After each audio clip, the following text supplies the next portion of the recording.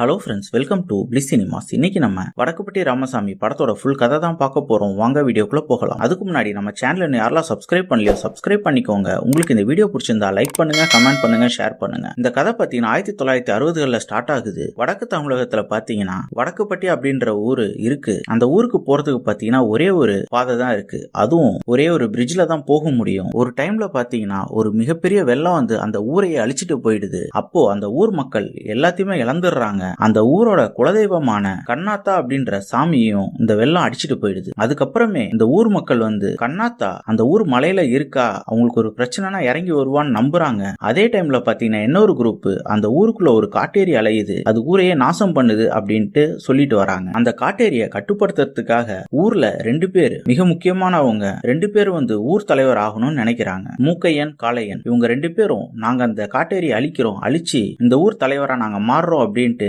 சொல்றாங்க. அன்னைக்கு பாத்தீங்கன்னா பௌர்ணமி. அப்படியே ஒரு அழகான சந்தையை காட்டுறாங்க. அதுல பாத்தீங்கன்னா ஒரு சின்ன பையன் உட்காந்து பானை வித்துக்கிட்டு இருக்கான். ஈவினிங் கிட்டத்தட்ட ஒரு 6 மணி போல அந்த கஸ்டமர் பாத்தீங்கன்னா பானை என்ன இந்த ரேட் சொல்ற அப்படின்னு சொல்லிட்டு வாங்காம கிளம்புறாரு. அப்ப பாத்தீங்கன்னா ஊர் மக்கள் எல்லாருமே கிளம்பி போய்கிட்டே இருக்காங்க அவங்க வீட்டுக்கு. அப்ப பாத்தீங்கன்னா சைட்ல ஒருத்தர் மட்டும் உட்காந்து சிற்பங்களை செதுக்கிட்டு இருக்காரு. எல்லாருமே அவசர அவசரமா வீட்டுக்கு போறாங்க. இந்த சின்ன பையனும் பாத்தீங்கன்னா வீட்டுக்கு வந்துடுறான். பானைகள் எல்லாம் எடுத்துட்டு வீட்டுக்கு வந்தா அவங்க அம்மா இருக்காங்க. அவங்க அம்மா சாமி கும்பிட்டு அவன் நெத்தியில ஒரு விபூதியும் வச்சு விடுறாங்க. இந்த பையன் பாத்தீங்கன்னா உடனே அந்த விபூதி அழிச்சு விட்டுட்டு சாமிலாம் இல்லன்னு சொல்றான். அவங்க அம்மா சொல்றாங்க, பயப்படாத, நமக்கு ஒரு பிரச்சனைனா மலையில இருந்து சாமி இறங்கி வந்து நம்மளை காப்பாத்தும் அப்படின்னு சொல்றாங்க. இந்த பையன் சொல்றான், ஒரே ஒரு வெள்ளம் தான், அதுல நம்மளோட எல்லாமே போயிடுச்சு. இப்ப நான் ஸ்கூலுக்கும் போகாம பானை செஞ்சுக்கிட்டு இருக்கேன். இதுவும் சாமிக்கு கண்ணுக்கு தெரியலையா? அதே மாதிரி இந்த பானையை விற்க மாட்டேங்குது, இதெல்லாம் உங்க சாமிக்கு கண்ணுக்கு தெரியலையா அப்படின்னு கேக்குறான். அவங்க அம்மா சாமி கிட்ட பையன் ஏதோ தெரியாம பேசுறான் அப்படின்ட்டு புலம்புறாங்க. அப்ப அவன் சொல்றான், காசு இருந்தாதான் சாமியே கிட்ட விடும் அப்படின்ட்டு. அப்படியே வெளியே பாத்தீங்கன்னா மூக்கையன், காளையன் இவங்க 2 பேர் ஆள்களும் சேர்ந்து அந்த காட்டேரியை இன்னைக்கு பிடிச்சே ஆகணும்ட்டு கிளம்புறாங்க. அப்ப பாத்தீங்கன்னா ஒரு 2 போலீஸ்காரங்க சைக்கிள்ல ஒரு திருடனை விரட்டிக்கிட்டு வராங்க. அவங்க வடக்குப்பட்டி கிட்ட வரும்போது அதுல ஒரு போலீஸ்காரர் சொல்றாரு, இதுக்கு மேல நம்ம இந்த ஊருக்குள்ள போக வேணாம், இதுதான் காட்டேரி சுத்துற ஊரு, இங்க நம்ம போனோம்னா நம்ம மாட்டிப்போம், இந்த திருடனை பிடிக்க போய் நம்ம உயிரை விட்டுறக்கூடாது அப்படின்ட்டு திரும்பி போயிடுறாங்க.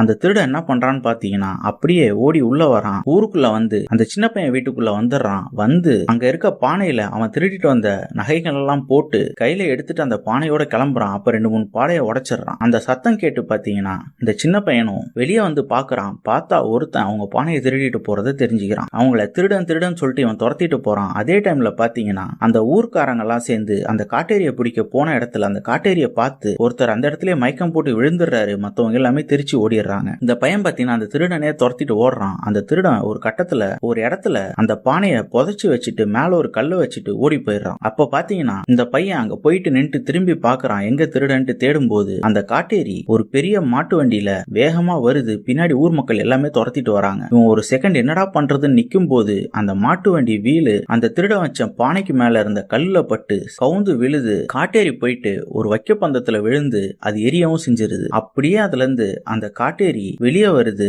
வெளியே வந்து பின்னாடி இருக்க ஆறுல மூழ்கி போயிடுது. அப்ப பாத்தீங்கன்னா அந்த கூட்டத்துல இருக்க ஒரு பாட்டி முன்னாடி வந்து அந்த பானையை எடுத்து, நான் சொன்னல கண்ணாத்தாவால மட்டும்தான் இந்த காட்டேரியை விரட்ட முடியும் அப்படின்ட்டு, பாருங்க நம்ம சாமி இந்த ஊர்ல தான் இருக்கு அப்படின்ட்டு அந்த பானையை தூக்கி காட்டுறாங்க. உள்ள இருந்து அந்த நகை எல்லாம் கீழே கொட்டுது. அப்ப இந்த பையன் குனிஞ்சி, அது என் பானை, கண்ணாத்தா கிடையாதுன்னு போது அவன் பாக்கெட்ல இருந்து 2-3 சில்லற காசு விழுது. உடனே ஊர் மக்கள் எல்லாமே இந்த பையன் காணிக்க தான் போடுறான்ட்டு எல்லாருமே காணிக்க போட்டு என்னை ஏத்துக்கோன்னு சொல்றாங்க. அப்ப அந்த பையனுக்கு ஒரு யோசனை வருது, இந்த ஊர் மக்கள் கிட்ட பொழைக்கணும்னா அது சாமி பேரை சொல்லிதான் பொழைக்கணும் அப்படின்ட்டு அந்த பானையை திருடன் வச்சிருந்த இடம் பாத்தீங்கன்னா அது அவங்க சொந்த இடம். அதனால இது என் இடம், இந்த இடத்துலயே நான் சாமிக்கு ஒரு கோயில் கட்டுறேன் அப்படின்ட்டு சொல்றான். அப்ப அந்த கூட்டத்துல இருந்து ஒருத்தர் கேக்குறாரு, சாமியே இல்லைன்னு சொல்லிட்டு இருந்த ராமசாமி தானடா நீ அப்படின்ட்டு. இவன் நான் அந்த ராமசாமி இல்ல அப்படின்றான். இவன் தான் நம்ம படத்தோட ஹீரோ. அப்படியே கட் பண்ணா 1974 காலகட்டத்துல காட்டுறாங்க. அப்ப பாத்தீங்கன்னா ராமசாமி அந்த இடத்துல பெரிய கோயிலே எழுப்பி இருக்கான். எழுப்பி அங்க இருக்க மக்கள் கிட்ட எல்லாம் காசு கலெக்ட் பண்ணிட்டு எல்லாருமே வெளியே நிக்க வச்சிருக்கான். அதுல ஒருத்தர் கேக்குறாரு, இப்ப ஏன் நம்ம எல்லாம் வெளியே நிக்கிறோம், நம்ம தான் காசு கொடுத்துட்டோம்ல அப்படின்னு சொல்லும் போது அங்க இருக்கவங்க சொல்றாங்க,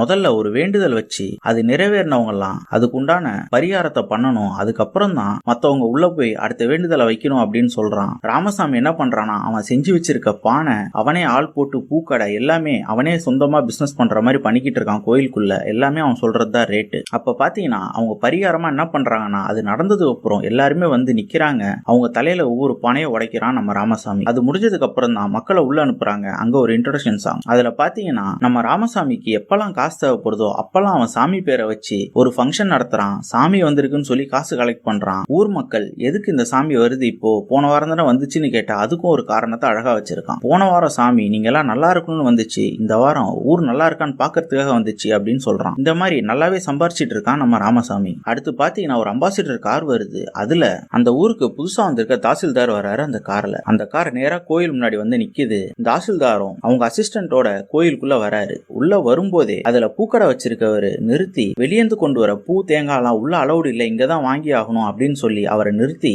அவர்கிட்ட அதை விக்கிறாரு.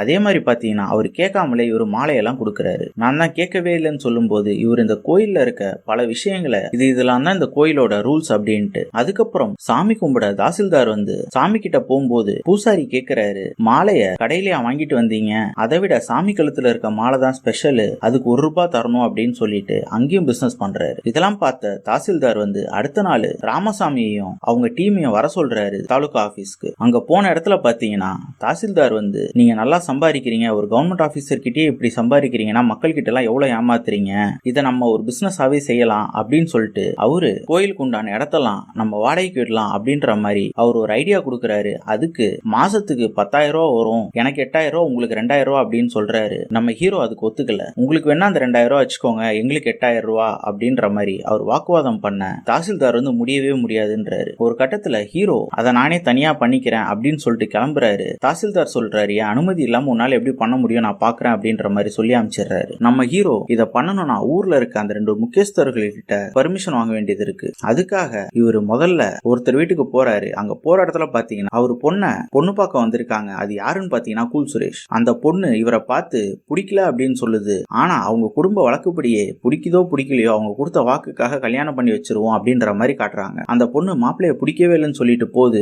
ஆனாலும் அந்த கல்யாணத்தை இவங்க முடிவு பண்றாங்க. அதுக்கப்புறம் பாத்தீங்கன்னா நம்ம ஹீரோ எக்ஸ்பிளைன் பண்ணிட்டு இன்னொரு முக்கியஸ்தர் வீட்டுக்கு போறாரு. அங்க போனா அங்கேயும் ஃபங்க்ஷன் மாதிரி ரெடி பண்ணிக்கிட்டு இருக்காங்க. அங்க போய் உங்க வீட்லயும் ஃபங்க்ஷனா அப்படின்னு கேட்டா எங்க வீட்டுல ஃபங்க்ஷன்லாம் இல்ல, அவன் வீட்டுல ஏதோ ஒரு ஃபங்க்ஷன் பண்றாங்க, அதனால நாங்களும் சோறு போடுறோம் அப்படின்ற மாதிரி சொல்றாங்க. இவரு அவங்க கிட்ட எக்ஸ்பிளைன் பண்ணிட்டு அடுத்த நாள் எல்லாரையுமே கோயிலுக்கு வர சொல்றாரு. அடுத்த நாள் கோயிலுக்கு வந்தா நம்ம ராமசாமி ஒரு கான்ட்ராக்டரை கூப்பிட்டு வந்திருக்காரு. அவரு ஒரு அக்ரிமெண்ட் பேப்பரோட வந்திருக்காரு. இந்த அக்ரிமெண்ட்ல 2 பேரும் படிச்சு பார்த்துட்டு சைன் பண்ணுங்க, சைன் பண்ணிட்டா நம்ம வேலையை ஸ்டார்ட் பண்ணிடலாம் அப்படின்னு சொல்றாரு. இவங்க கிட்ட மாசம் ₹2,000 தரோம்னு சொல்லி பேசி வச்சிருக்காரு நம்ம ராமசாமி. அந்த முக்கியஸ்தர்கள் 2 பேருக்குமே படிக்க தெரியாது. ஒருத்தராவது கையெழுத்து போடுவார், இன்னொருத்தர் கையெழுத்து கூட போட தெரியாது. அப்படி இருக்கும்போது அதுல 2 பேரும் கையெழுத்தும் போட்டுறாங்க. அந்த டைம்ல கரெக்டா தாசில்தார் அங்க வந்துடுறாரு. அவர் வரும்போதே பாத்தீங்கன்னா சாமி கழுத்துல 2 மாலை இருக்கு. அதுல ஒரு மாலையை அவர் வாங்கிட்டு போயிடுறாரு. இவர் இங்க வந்ததுக்கு அப்புறம் இந்த 2 முக்கியஸ்தர்களும் அந்த அக்ரிமெண்ட் பேப்பரை கொடுத்து நீங்க பாருங்க, எங்களுக்காக பார்த்து சொல்லுங்க அப்படின்னு சொல்றாங்க. அவர் வாங்கி பார்த்துட்டு படிச்சு தானே கையெழுத்து போட்டீங்க அப்படின்னு கேக்குறாங்க.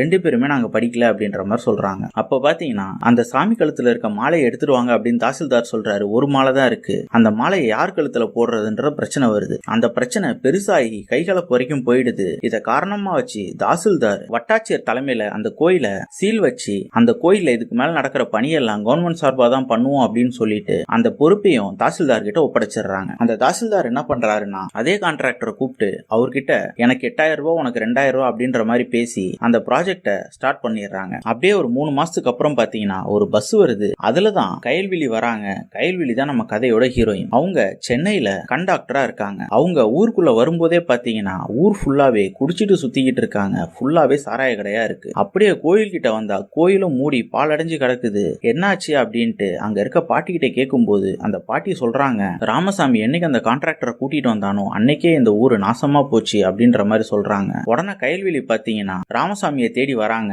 ராமசாமி ஊருக்கு வெளியே நதிக்கரையில உட்கார்ந்து அந்த பூசாரியும் அந்த பூக்கடைக்காரரோட பேசிட்டு இருக்காங்க. அப்ப பாத்தீங்கன்னா பின்னாடி ஒரு கும்பல் ஓடுது. எங்கடா போறீங்கன்னு கேட்டா அவங்க ஒரு பிரச்சனைக்கு போறாங்க. இவங்க என்னைக்கு கோயில மூடினாங்களோ அன்னைக்குல இருந்தே இந்த ஊர்ல குடி சண்டை அப்படின்ட்டு எல்லாமே ஆரம்பிச்சிருச்சு. அப்ப கயல்விழியும் அங்க வராங்க. வந்து ராமசாமி நான் உங்ககிட்ட பேசணும் அப்படின்னு சொல்றாங்க. அப்போ ராமசாமி நான் ஏன் பேசணும்ட்டு அப்படின்ட்டு போறாரு. பயப்படாம நின்னு பேசிட்டு போடா அப்படின்றாங்க அவங்க.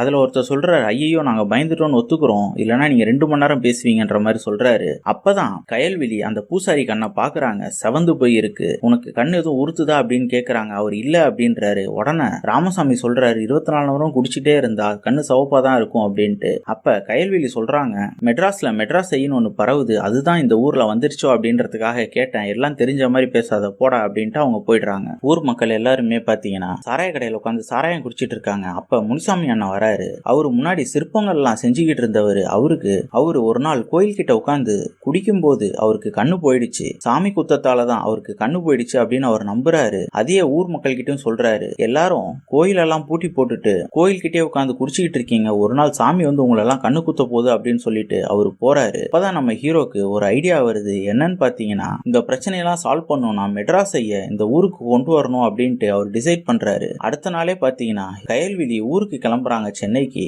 அப்போ ராமசாமியும் அவங்க கூட இருக்க 2 பேரும் கிளம்புறாங்க. ஒரே பஸ்ல போறாங்க.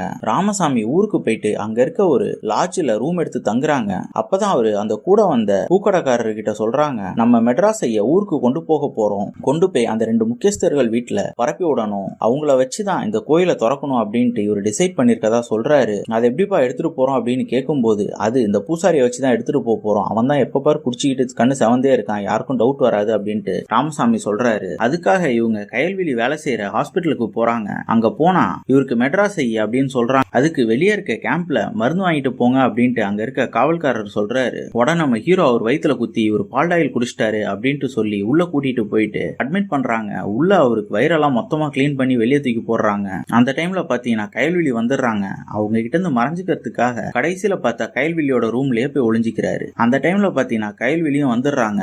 வந்து அவங்களோட சீட்ல உட்கார்ந்து அவங்க வேலையை பாக்குறாங்க. அப்ப பாத்தீங்கன்னா ஒரு நர்ஸ் வந்து, மேஜர் சந்திரகாந்த் உங்களை பார்க்க வரேன்றாங்க அப்படின்ட்டு அந்த நர்ஸ் சொல்றாங்க. கயல்விழி பாத்தீங்கன்னா அவரா அப்படின்ட்டு ஷாக் ஆறாங்க. அது மட்டும் இல்லாம சரி வர சொல்லு அப்படின்ட்டு சொல்றாங்க. அதுக்கப்புறம் பாத்தீங்கன்னா சந்திரகாந்த் அங்க ஜீப்ல வந்துகிட்டு இருக்காரு. ஜீப் வந்து ஹாஸ்பிட்டல் வாசல்ல நிக்குது. அப்போ அந்த டிரைவரை பார்த்து சந்திரகாந்த் கேக்குறாரு, நான் தான் இறங்க போறேன்ல, இன்னும் ஏன் இன்ஜின் ஆஃப் பண்ணல அப்படின்ட்டு. இதோ ஆஃப் பண்ணிடுறையா அப்படின்னு சொல்லிட்டு அவரும் ஆஃப் பண்றாரு. ஆஃப் பண்ணதும் பாத்தீங்கன்னா எல்லாமே நீ சொல்லிதான் செய்வியா அப்படின்ட்டு 20 ரவுண்ட் கிரவுண்ட்ல அடிக்கணும் அப்படின்னு சொல்லிட்டு பனிஷ்மெண்ட் தராரு. இவர் இறங்கி கயல்விழி ரூம் பக்கம் போறாரு. போற வழியில ஒரு மிலிட்டரி ஆபீசர் பாத்தீங்கன்னா இவருக்கு சல்யூட் வைக்கிறாரு. அதை கரெக்டா வைக்கலன்ட்டு அதை இவர் அட்ஜஸ்ட் பண்ணியே விட்டுட்டு இதே மாதிரி 2 நாள் ஃபுல்லா அப்படியே நில்லு அப்படின்னு சொல்லிட்டு கயல்விழி ரூமுக்கு போறாரு. போய் எனக்கு கண்ணுலாம் உறுத்துது அப்படின்னு சொல்லிட்டு, இதை சொல்லியிருந்தா நானே வந்து பாத்துருப்பேனே அப்படின்ட்டு கயல்விழி சொல்றாங்க. நோ எனக்காக ஒரு டாக்டர் வரக்கூடாது, உங்களால இங்க எவ்வளவு பெரிய சேவை நடக்குது, இங்க எதனா உயிர் போச்சுன்னா என்ன ஆகுறது அப்படின்னு சொல்றாரு. அதுக்கு கயல்விழி சொல்றாங்க, நான் ஐ டாக்டர் தான்,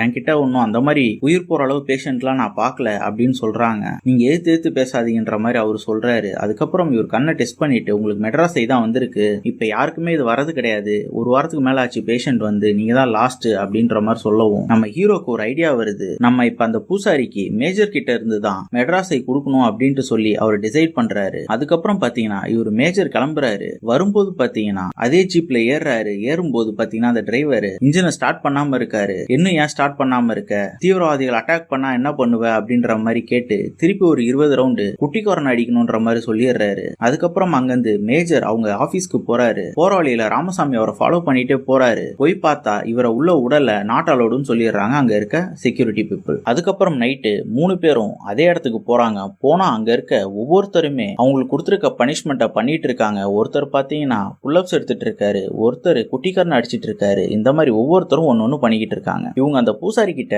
நாங்க ஃபாரின் சரக்கு உனக்கு எடுத்து தரோம் அப்படின்னு சொல்லி தான் கூட்டிட்டு வந்திருக்காங்க. அதை சொன்னதுமே இவர் குடுகுடுன்னு ஓடி போயிட்டு மேஜரோட ரூமோட காலிங் பெல் அடிச்சிடுறாரு. மேஜர் பாத்தீங்கன்னா உள்ள கையில ட்ரிங்க்ஸோட பாட்டு கேட்டுக்கிட்டு இருக்காரு. இவர் வந்து எட்டி பார்த்தா யாருமே இல்ல. அடுத்தது நம்ம ராமசாமி போய் பெல் அடிச்சுட்டு வந்துடுறாரு. அப்பயும் ஒரு மேஜர் வந்து பாக்குறாரு, யாருமே இல்ல. மேஜர் என்ன பண்றாருன்னா பக்கத்திலே ஒளிஞ்சிக்கிறாரு. அப்ப பாத்தீங்கன்னா கரெக்டா அந்த குட்டிக்காரன் அடிச்சிட்டு இருந்தவரு போயிட்டு காலிங் பெல் அடிக்கிறாரு. மேஜர் அப்போ இவரு தான் அடிச்சாரு நினைச்சுக்கிட்டு, இனிமே இந்த ரூமுக்கு காலிங் பெல்லே கிடையாது, நீ தான் காலிங் பெல்லு, 24 மணி நேரமும் நீ இந்த இடத்துல தான் நிக்கணும், யாருன்னா வந்தா டிங் டாங் அப்படின்ட்டு கூப்பிடணும் அப்படின்னு சொல்லி உள்ள கூட்டிட்டு போயிட்டு இங்க இருக்க காலிங் பெல் அவரு அப்படின்றாரு. அந்த டைம்ல பாத்தீங்கன்னா 3 பேருமே அந்த ரூம்குள்ள போயிடுறாங்க. 3 பேரும் போய் மேஜரோட கட்டில் கீழே ஒளிஞ்சிக்கிறாங்க. மேஜர் அதை உள்ள வரும்போதே பாத்துறாரு. இவங்க 3 பேரையுமே உளவாளிகள்னு அவர் நினைச்சுக்கிட்டு போயிட்டு கட்டில்ல உட்கார்ந்து இவங்க கீழே பேசுறதுக்கெல்லாம் பதில் பேச்சு பேசிட்டு இருக்காரு. அதை நம்ம ராமசாமியாலையும் அவங்க ஃப்ரெண்ட்ஸாலையும் கண்டுபிடிக்க முடியல, நம்ம கிட்ட தான் பேசுறாரு அப்படின்ட்டு. ஒரு கட்டத்துல பேசிக்கிட்டே மேஜர் வந்து கையில துப்பாக்கியோட தூங்கிடுறாரு. அப்ப பாத்தீங்கன்னா இவங்க 3 பேரும் சேர்ந்து அவரை கட்டில்ல கட்டி போட்டுட்டு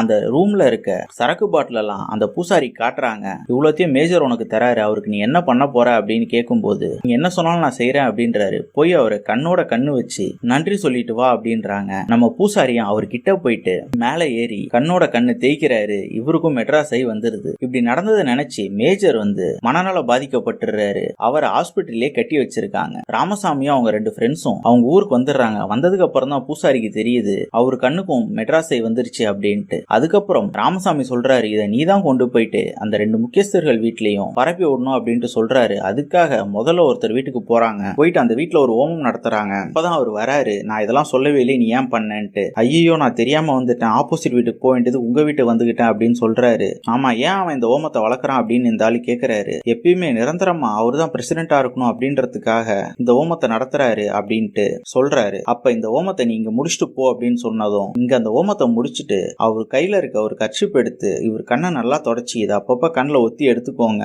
அப்படின்னு சொல்லிட்டு அதை கொடுக்குறாரு. அதே மாதிரி ஆப்போசிட் வீட்டுக்கும் போயிட்டு அந்த ஹோமத்தை பண்றாரு. இந்த மாதிரி அவரு பிரசிடென்டா எப்பயுமே இருக்கணும்ன்றதுக்காக அதை பண்ணாரு அப்படின்னு சொல்லிட்டு அந்த வீட்லயும் மெட்ராஸையை ஸ்ப்ரெட் பண்ணி விட்டுறாங்க. அடுத்த நாள் பாத்தீங்கன்னா எல்லாருக்குமே மெட்ராஸை வந்தது. அப்ப சந்தானம் பாத்தீங்கன்னா முனுசாமி கிட்ட போயிட்டு அவர் குறியெல்லாம் சொல்லுவாரு. இந்த மாதிரி 2 பேரும் வருவாங்க, அவங்களுக்கு இந்த கண்ணாடியை மாட்டி விடுங்க, சாமி கோயில திறந்தாதான் இதுக்கெல்லாம் வழி பிறக்கும், இல்லைன்னா உங்க கண்ணை புடுங்கிடுவா என்ன மாதிரி அப்படின்ட்டு சொல்லுங்க அப்படின்ட்டு ராமசாமி சொல்றாரு. அதுக்கு உங்களுக்கு டெய்லி ₹1 தரணும் சொல்றாரு. அதை கேட்டுட்டு அங்க வர 2 முக்கியஸ்தர்கள் கிட்டையும் இதையே முனுசாமி சொல்றாரு. சொல்லிட்டு அவங்க 2 பேருக்குமே கண் கண்ணாடியும் கொடுக்குறாரு. இதை எப்பயுமே போட்டுட்டே இருங்க, அவுக்கவே கூடாதுன்ட்டு. இதுல பாத்தீங்கன்னா 2 முக்கியஸ்தர்களோட கண்ணுக்கும் அவங்க வீட்டுல இருக்க பசங்க கருப்பு பெயிண்ட் அடிச்சிடுறாங்க அந்த கண்ணாடியில. அதனால அவங்களுக்கு கண்ணு சுத்தமாவே தெரிய மாட்டேங்குது. இவங்க கண்ணு போயிடுச்சுன்னு உண்மையாலே நம்ப ஆரம்பிச்சிட்டாங்க. அப்படியே ராமசாமி பாத்தீங்கன்னா இவங்க 2 பேரையுமே கூப்பிட்டுட்டு வட்டாட்சியர் அலுவலகத்துக்கு போறாரு. இந்த மாதிரி எங்களால எந்த பிரச்சனையும் வராது, இதனாலதான் எங்களுக்கு தெய்வ குத்தம் ஆயிடுச்சு, அதனால அந்த கோயிலை திறந்துக்கணும் அப்படின்னு சொல்லிட்டு கேட்கும்போது அந்த தாசில்தார் வந்துடுறாரு. அதெல்லாம் பண்ண முடியாது அப்படின்ட்டு அவர் பேச,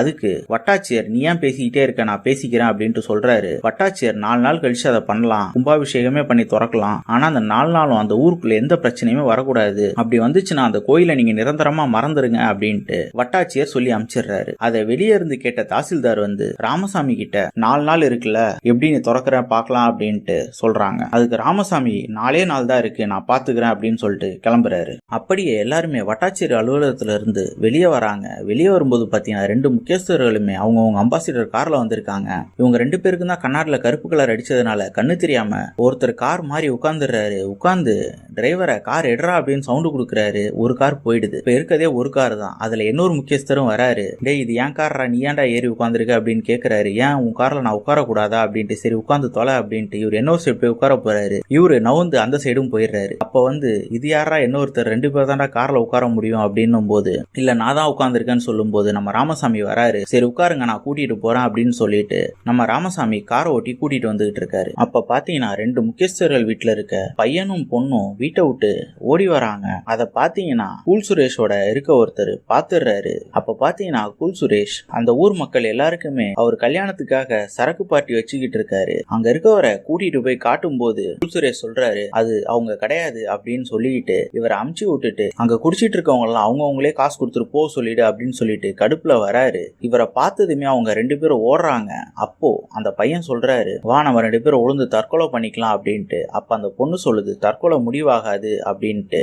அப்ப பார்த்தா கூல் சுரேஷ் வந்து நான் உங்களை கொன்னுடுறேன் அப்படின்றாரு. அப்போ கொல்றது வந்து தீர்வாகாது, தற்கொலை தான் தீர்வாகும்னு சொல்லிட்டு அந்த பையன் இந்த பொண்ணு கையை பிடிக்கிறதுக்கு பதில் கூல் சுரேஷ் கையை பிடிச்சிட்டு ஓடி போறாரு. அப்ப பாத்தீங்கன்னா கரெக்டா நம்ம ராமசாமி ஓட்டிட்டு வந்த கார்ல இடிபட்டு 2 பேரும் விழுந்துடுறாங்க. அப்ப கார்ல இருக்க 2 முக்கியஸ்தர்களும் என்னப்பா பண்ணிய போய் இடிச்சிட்ட அப்படின்னு சொல்றாங்க.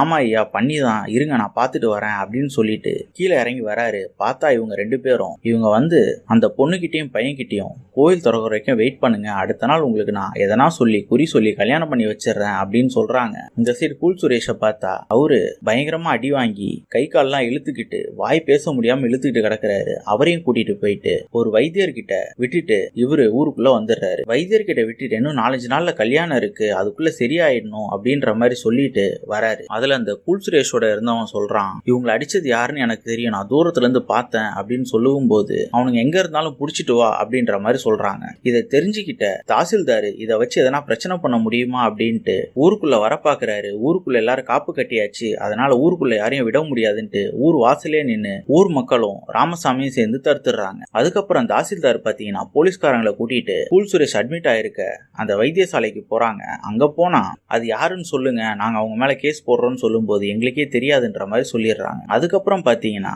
அதை வச்சு எஸ்ஐயும் இதை வச்சுலாம் எதுவும் கம்ப்ளைண்ட் பண்ண முடியாது அப்படின்னு சொல்லிட்டு அவரும் கிளம்பிடுறாரு. அப்பதான் ராமசாமி முடிவெடுக்கிறாரு மெட்ராஸை வந்து ஊர்ல இருக்க எல்லா மக்களுக்குமே வரணும், அப்பதான் இவங்க ஊரை விட்டு வெளியே போக மாட்டாங்க, எந்த பிரச்சனையும் வராது அப்படின்னு சொல்லிட்டு ஆத்தா கண்ணு குத்திருச்சு அப்படின்னு சொல்லிட்டு நம்புவாங்க அப்படின்ட்டு பூசாரி கண்ணுல இருந்து ஒவ்வொன்னுத்தையும் தொட்டு எல்லாத்துலயுமே படுற மாதிரி வச்சு ஊரு ஃபுல்லாவே மெட்ராஸையே ஸ்ப்ரெட் பண்ணிடுறாங்க. அது பாத்தீங்கன்னா ஊரு ஃபுல்லாவே பரவி எல்லாருக்குமே ஆத்தா கண்ணை குத்திட்டா அப்படின்ற மாதிரி கொண்டு வந்து முனுசாமியை வச்சு எல்லார்கிட்டயுமே சொல்லி எல்லாரையுமே ஊரை விட்டு வெளியே போக கூடாது, எல்லாருமே இந்த கண்ணாடி அவுக்கவும் கூடாதுன்னு கண்ணாடி போட்டு விட்டுறாங்க. இந்த விஷயம் தாசில்தாருக்கு தெரிய வருது, ஊருக்குள்ள எல்லாருமே கண்ணாடி போட்டு சுத்துறாங்கன்ட்டு. அப்பதான் அவரு என்னன்னு யோசிக்கும் போது அது மெட்ராஸை அப்படின்ட்டு அவருக்கும் தெரிய வருது. அதே டைம்ல பாத்தீங்கன்னா மேஜரும் அங்க கட்டி போட்டு இருந்த இடத்துல இருந்து ஹாஸ்பிட்டல்ல இருந்து தப்பிச்சிடுறாரு. அவரு இவங்க 3 பேரையும் தேடி இந்த ஊருக்கு வராரு. அங்க மேஜரை கட்டி போட்டிருந்த இடத்துல கயல்விழி பார்க்கும்போது பாத்தீங்கன்னா இவங்க ஊரோட அந்த தாயத்தை பாக்குறாங்க. இதுல ஏதோ தப்பா இருக்கு அப்படின்னு சொல்லிட்டு அவங்க ஊருக்கு கிளம்பி வராங்க.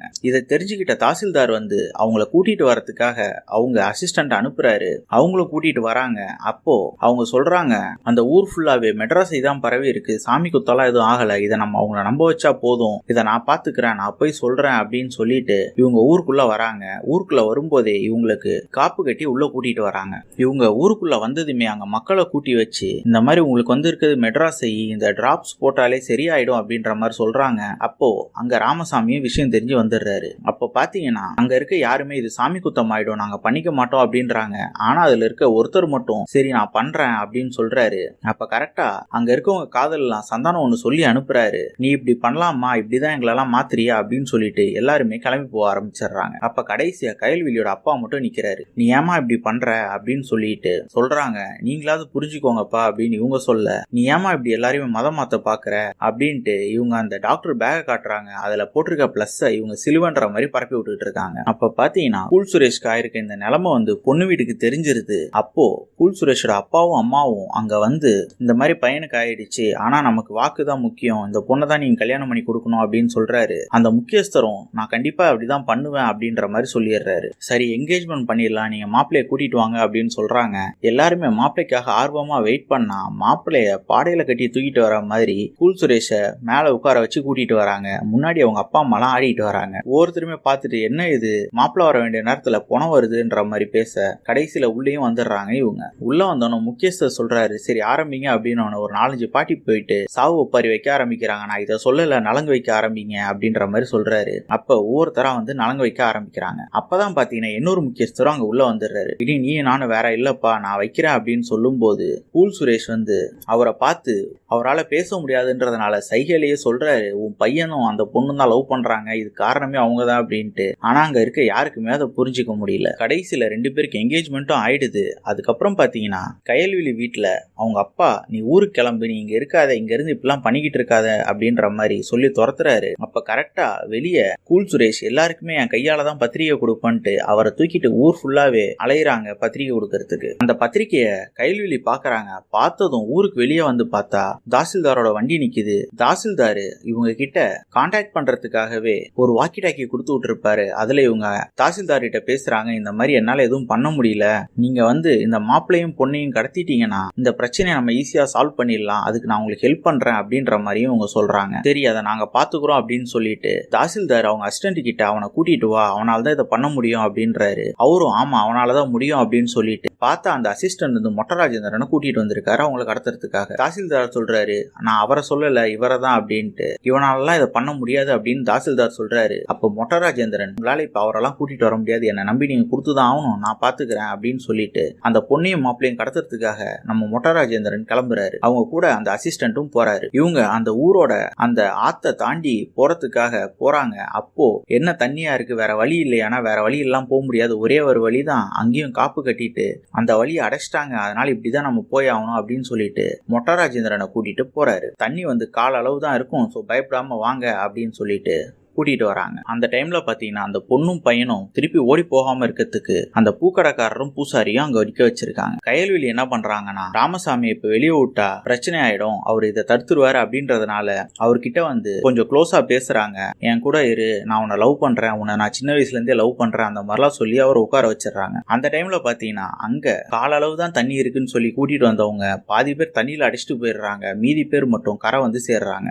வந்த இடத்துல பார்த்தா அங்க நம்ம மேஜர் நின்னுகிட்டு நின்னுகிட்டு இருக்காரு. மேஜர் சொல்றாரு, இந்த ஏரியா ஃபுல்லாவே நான் கன்னி வெடியை புதைச்சு வச்சிருக்கேன், அதனால என்னோட ஹெல்ப் இல்லாம நீங்க போக முடியாது அப்படின்ட்டு. சரி எங்களையும் கூட்டிட்டு போங்க அப்படின்னு இவங்க சொல்றாங்க. நானே ஒரு கன்னி வெடியை மிதிச்சிட்டேன், அதனால என்னாலே நகர முடியாது அப்படின்ற மாதிரி சொல்லிடுறாங்க. இவங்க கிடக்குறான் லூசு அப்படின்ட்டு மொட்டராஜேந்தர் டீம்ல இருக்கவங்க உள்ள போகும்போது ஒருத்தர் வெடிச்சு சிதறிடுறாரு. அதை பார்த்ததும் மொட்டராஜேந்தர் அப்படியே நின்னுறாரு. அப்ப பாத்தீங்கன்னா அந்த அசிஸ்டன்ட்டும் உள்ள வந்துடுறாரு. அவர் வந்து போய் ஒரு இடத்துல உட்கார்றாரு. கரெக்டா அந்த இடத்துல கன்னி வெடி இருக்கு, அதுல உட்கார்ந்துடுறாரு. அப்படியே மேஜர் கிட்ட எங்களை எப்படியாவது உள்ள கூட்டிட்டு போங்க அப்படின்னு சொல்லும் போது, இந்த இடத்த தோண்டுங்க, தோண்டி என்ன வெளியெடுங்க, இந்த கன்னி வெடியை எடுத்துட்டீங்கன்னா அதுக்கப்புறம் நான் கூட்டிட்டு போறேன்னு வந்து மொட்டராஜன் தோணுனா அவரு பார்த்தா அவர் பாறையில தான் ஒரு 3 நாளா நின்னுகிட்டு இருந்திருப்பாரு. அதுக்கப்புறம் இந்த மேஜர் வந்து எங்கெங்கெல்லாம் கன்னி வெடி வச்சிருக்கவங்க பார்த்து மொட்டராஜேந்தர் அவங்க டீமையும் ஊருக்குள்ள கூட்டிட்டு போயிடுறாரு. அதே டைம்ல பாத்தீங்கன்னா இங்க அந்த பூசாரியும் பூக்கடைக்காரரும் தண்ணி அடிச்சிட்டு இருக்காங்க. அப்ப அந்த பொண்ணும் பையனும் திருப்பி ஓடி போறதுக்காக வந்துடுறாங்க. அவங்க கரெக்டா ஓடி வரும்போது மொட்டராஜேந்தரும் அவங்க டீமும் ஊருக்குள்ள வந்துடுறாங்க. அவங்களும் அந்த பொண்ணையும் பையனையும் பாத்துறாங்க. இவங்களதான் கடத்தணும் அப்படின்ட்டு இவங்களும் வேகமா ஓடுறாங்க.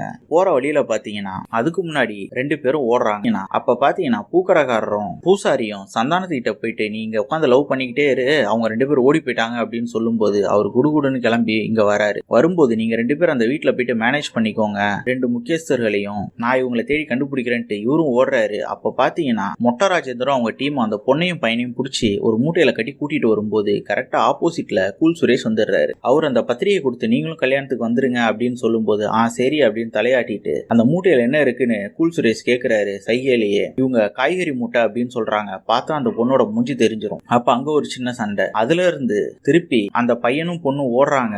பின்னாடியே சந்தானமும் துரத்திட்டு ஓடுறாரு. இவங்களும் சேர்ந்து பாத்தீங்கன்னா அந்த காட்டுக்குள்ள ஓட பாக்குறாங்க. இது அந்த கன்னிவெடி இருந்த இடம் தானே, இங்க போகாதீங்க அப்படின்றாங்க. இல்லன்னா அந்த இடம் கிடையாதுன்ட்டு மொட்டராஜேந்தர் டீம்ல இருக்கிற ஒருத்தர் ஓடுறாரு. அப்ப பார்த்தா வெடிச்சு சதறிடுறாரு. ஐயோ அப்படின்ட்டு ஆப்போசிட்ல இருக்க சந்தானமும் நின்னுறாரு. நடுவுல ஓடிட்டு இருக்க அந்த பொண்ணும் பையனும் நின்னுறாங்க. பின்னாடி இருக்க மொட்டராஜேந்தர் டீமும் நின்னுறாங்க. அதுல பார்த்தா ஒவ்வொருத்தரா நகர்ன்ற பேர்ல அந்த பொண்ணை பிடிக்கிறன்ற பேர்ல மொட்டராஜேந்தர் டீம்ல இருக்க எல்லாருமே கன்னி வெடியில கால் வச்சிடறாங்க. அந்த பொண்ணு ராமசாமி கிட்ட நான் உங்க கூட வரமாட்டேன், நீங்க எங்களை ஏமாத்திட்டீங்க, நான் இவங்க கூடயே போறேன் அப்படின்றாங்க. அந்த கேப்ல பாத்தீங்கன்னா இந்த 2 முக்கியஸ்தர்களுக்கும் தெரிய வருது 2 பசங்களும் ஓடி போயிட்டாங்க அப்படின்ட்டு. அந்த டைம்ல இந்த பொண்ணும் பையனும் அந்த ஆத்து வழியா கடந்து போய் தாசில்தார் கிட்டே மாட்டிக்கிறாங்க. அந்த தாசில்தார் இவங்க 2 பேருமே ஊருக்குள்ள கூட்டிட்டு வந்து அது ஒரு பிரச்சனையாக பாக்குறாரு. அப்ப கயல்விழி சொல்றாங்க, நம்ம தான் மெட்ராஸின்னு எல்லாருக்கும் தெரிய வச்சிட்டோம்ல, இதுக்கப்புறம் ஏன் பிரச்சனை பண்றீங்க, நீங்க போலீஸ் எல்லாம் கூப்பிட்டு கிளம்புங்கன்ட்டு. இவங்க அந்த கோயிலை திறக்க கூடாதுன்றதுக்காக இங்க பெரிய பிரச்சனை பண்ணணும்ட்டு 2 முக்கியஸ்தர்களையும் தூண்டி விடுறாங்க. இவங்க 2 பேருமே